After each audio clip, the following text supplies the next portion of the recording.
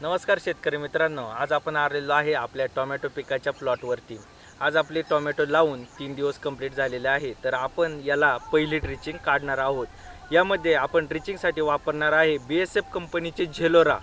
झेलोरा हे एक आंतरप्रवाही बुरशीनाशक आहे, जे की मूळ कूज, गळा पडणे, कूज, कोलमडणे यासारख्या रोगांवर चांगल्या प्रकारे काम करते। ते आपण 200 लिटर पाण्यासाठी 200 मिली इतके घेणार आहोत।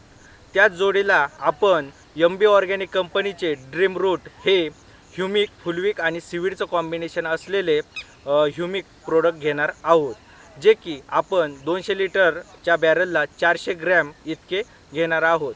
त्याचबरोबर कीटकनाशक म्हणून आपण 200 लिटर पाण्यासाठी क्रेटा 200 मिली इतके घेणार आहोत। याची ड्रिचिंग आपण प्रति झाड 50 मिली इतके प्रमाणे ड्रिचिंग करणार आहोत। धन्यवाद।